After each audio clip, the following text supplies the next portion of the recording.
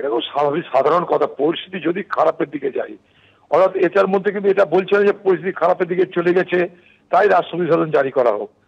পরিস্থিতি খারাপের দিকে যায় তখন ওরা এখনো তার মানে রাজ্যপালের মনে হয়নি পরিস্থিতি খারাপের দিকে গেছে। পরিস্থিতি খারাপের দিকে যাকের মানেটা কি সেটা কিন্তু আমাদের কাছে স্পষ্ট নয়। আর যেটা শামসেরগঞ্জ বা যেটা ঘটনা, এটা আমরা প্রতিদিন তার প্রতিবাদ করছি, এবং এখানে পুলিশের গাফিলতি এবং তৃণমূলের প্রচ্ছন্ন মদত, তৃণমূলের স্থানীয় নেতৃত্বের, আবার বলছি তৃণমূলের স্থানীয় নেতৃত্বের প্রচ্ছন্ন মদত এবং পুলিশের গাফিলতি, মানে পুলিশকে নির্বিকার করে রাখা হয়েছিল, পুলিশকে সেখানটায় সক্রিয় করা হয়নি। 5 ঘন্টা পর পুলিশ 5 মিনিটের রাস্তা অতিক্রম করেছে। এর পিছনে পূর্ণাঙ্গ তদন্ত হওয়া দরকার। অপরাধী যে ধর্মেরই হোক, যে দলেরই হোক, তাদের বিরুদ্ধে যথাযোগ্য শাস্তি হোক, এটাই শামসেরগঞ্জের মানুষের, মুর্শিদাবাদের মানুষের মতামত। মুর্শিদাবাদের মানুষ একটা কথা বলছে, অপরাধীকে তার জাত ধর্ম না দেখে তাদের বিরুদ্ধে ব্যবস্থা করা হোক।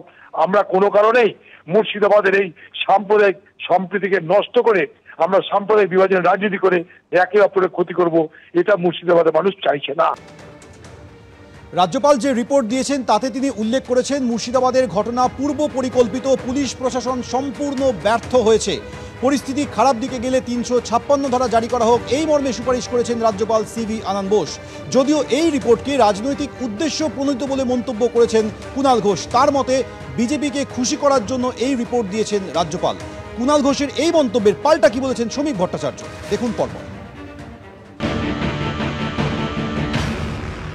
রাজ্যপাল যে রিপোর্ট দিয়েছেন সেটা সম্পূর্ণভাবে রাজনৈতিক উদ্দেশ্য প্রণোদিত এবং তিনি তার পলিটিক্যাল অ্যাসাইনমেন্ট জনিত কারণে রিপোর্টটা দিয়েছেন।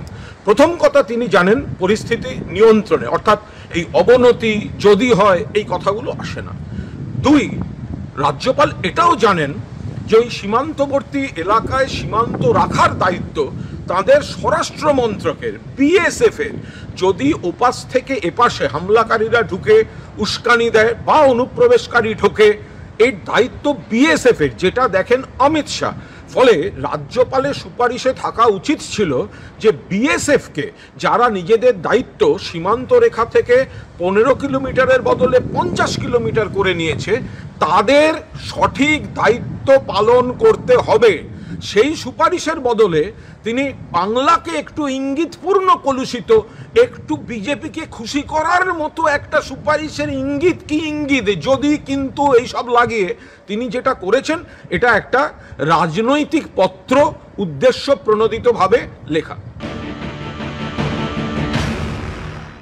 যদি পলিটিক্যাল এজেন্ডা এক্সিকিউট করতে হতো, যেদিন জগৎ প্রকাশ নাড্ডা আমাদের সর্বভারতীয় সভাপতির কনভয়ের উপরে পাথর পড়েছিল, যেদিন ওনার গাড়ি আক্রমণ করা হয়েছিল, তারপরের দিন এই সরকারটা পশ্চিমবঙ্গে থাকতো না। বিজেপির জায়গায় ওখানে যদি কংগ্রেসের সরকার হতো, অতীতের কংগ্রেস হতো, যদি শ্রীমতী গান্ধী মুখ্যমন্ত্রী থাকতেন, যদি রাজীব গান্ধী মুখ্যমন্ত্রী থাকতেন, ওই ঘটনার পরে এই সরকারটা পশ্চিমবঙ্গে থাকতো না। যদি 27 দিনের মধ্যে 56 জন বিজেপি কর্মী খুন হবার পর এবং 27 জন বিজেপি মহিলা প্রকাশ্যে দাঁড়িয়ে নিজেদের গণধর্ষণের কথা বলার পরেও যখন সরকারটা আছে, তার মানে বিজেপি ওই রাজনীতি করে না। দীর্ঘদিন পরে রাজ্যে রাজ্যপাল আছে বলে আমাদেরও মনে হচ্ছে। এখন তৃণমূল কংগ্রেসের বক্তব্য শুনবে, পশ্চিমবঙ্গের মানুষের গণতান্ত্রিক অধিকার কোথায় আছে সেটা মানুষ বুঝতে পারছে। তার জন্য কুণাল ঘোষকে বলার কোনো প্রয়োজন নেই, কুণাল ঘোষের বক্তব্যের কোনো গ্রহণযোগ্যতা নেই এই মুহূর্তে তার দলের কাছেও। এবং এটাও বলছি একই সঙ্গে কুণাল ঘোষকে অভিনন্দন জানাচ্ছি, এ ধরনের বক্তব্য রেখে তিনি তৃণমূলের বিদায়ের পর্বটা আরো ত্বরান্বিত করছেন, মসৃণ করছেন, এর জন্য তাকে অনেক অনেক ধন্যবাদ।